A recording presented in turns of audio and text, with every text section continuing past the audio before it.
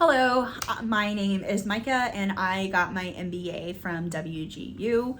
I have recorded this video 3 times, so I'm going to try to make this one faster because I think my last one was like 30 minutes long because I kept rambling and I got a phone call in the middle of it and things of that sort. So we're going to try to make this one faster. I'm going to give you a rundown of all of the courses and my thoughts on the courses for WGU's MBA.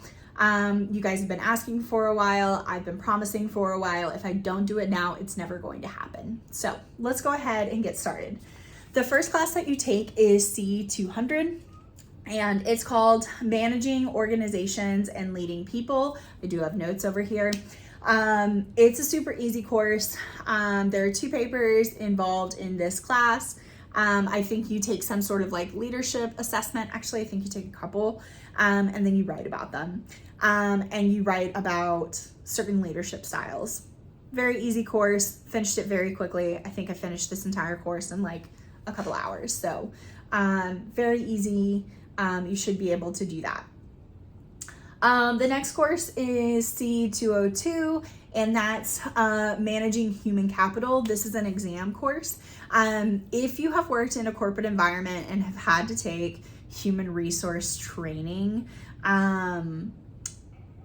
you can probably pass this class. The only thing is I would study the Quizlet that's out there for this course because you may not know the exact dates that a law came into being, and you may not know the exact name of the law. Go through the Quizlet, but you should be able to finish it quite quickly. I did have some test anxiety before taking it, so I delayed this. If you've watched my previous videos, I shouldn't have. I should have just taken it because it was super easy. So the next course is C204, and that is Management Communications. This is also a very easy class. You have a paper, you have a PowerPoint that you record. So you record yourself talking using like this software that they like tell you all about. You don't need to like worry about how you're going to record yourself. And then you write an executive summary. This was very easy for me. I'm a product manager. I write to stakeholders all the time. I do pitches and things of that sort. So this was very simple for me. The next course that I took was marketing. So that is C212. And it is easy. There is 1 paper for it. You basically just write your marketing plan for a product, make up the product, make it based off of another product to make it easy for yourself. Pick a country that you're like semi-familiar with, and yeah, write it based off of that. The next class that I took was accounting. Yes. So accounting for decision makers. So this class was kind of hard for me. It took more time than some of the other courses because I wasn't familiar with accounting. So I hired a tutor for this and basically just kind of went through all the basics of accounting with her and then studied a Quizlet. But basically I needed to understand the concepts of the Quizlet. And the Quizlet that I took was just the pre-assessment ones. But if you understand the concept of the pre-assessment, you can pass the actual assessment. If you do not understand the actual concepts and you've just remembered everything that's on the pre-assessment, you will not pass. So just forewarning on that. But it was a difficult class for me. Like I said, I did hire an outside tutor. I think I did like between like 4 and 6 hours with that tutor, and then studied on my own as well, and then took the test and passed the test. The next class that I took was, I think the next class that I took was ethics. So yes, ethical leadership. So Ethical leadership was super duper easy. You have 3 papers. I received an excellence award for this. I think you take some sort of assessment that you write one of the papers on. You have an ethical dilemma that you write one of the papers on. I think you like write the other one on some sort of like ethical leadership styles. This is fairly simple. If I didn't know what something was, I Googled it, and wrote from there. There are rubrics for absolutely everything, right to the rubric. You do not need to reinvent the wheel. And if you have questions or concerns, you can always like reach out to the professor or use the find feature to find something in a textbook, or you can use Google. But super easy. My undergraduate degree, I had to take a couple ethics courses for, so I'm familiar with ethics. Also, I would consider myself to be a fairly ethical leader. I don't know, I care about ethics. So I did receive an excellence award for this. You do not need to receive excellence awards for things. If you get revisions, that's no big deal either. If you've watched my prior videos, you know I got revisions. They were fairly simple to fix, and I would fix them. I don't think any of my revisions took longer than like 30 minutes to fix, so fairly easy. The next class that I took was finance. So financial management is the name of the course, and it was C214. So this class is also very difficult. I worked with the same tutor for this. There are flashcards out there. I worked with a tutor to understand the flashcards. Again, memorizing the flashcards won't do you any good. You need to understand the concepts. So I understood the concepts of the flashcards. And then I also did tutoring for time value money with the actual WGU tutoring center. I got a session, I think her name was Ladora, and she was fantastic, very nice, helped me a lot. You do have like a calculator for this course. You also have it for accounting too, but you need the calculator for this course. You can watch Dr. V's videos. If you don't know what I'm talking about, I promise whenever you get into the actual course, you'll know what I'm talking about. You can watch Dr. V's videos. You can watch Dr. Ray's calculation video. You can do whatever kind of study techniques you would like. I just chose to go with the tutoring method and went from there. I passed this course and moved on to economics. So I really enjoyed economics. So global economics for managers. I've always really enjoyed economics. I think it's very fun. I would get a degree in economics potentially if WGU offered it, just for funsies. So you write one exam you take one exam for this course. So I think there were like 3 videos that I watched that went through all of the material there in the course resources. And then I took lots of notes as I watched through those. And then I studied some flashcards and I studied my notes. I took the test, I passed the test. Very, very simple, but I did enjoy it. That was probably my most enjoyable class, actually. The next class that I took was data-driven decision-making. I was a data analyst for a very short amount of time. It was not my bag. However, I did understand some of these concepts and understand the power of data before taking this course. A lot of people find this course very, very difficult. I would say it's like slightly hard for me, but people find this class to be very, very difficult. I am probably not the best one to give you advice on this class because I already had training in it. So if you do not have training in it, This class may not be as easy for you, so take what I have to say about this specific course with a grain of salt. There are 2 papers for this course.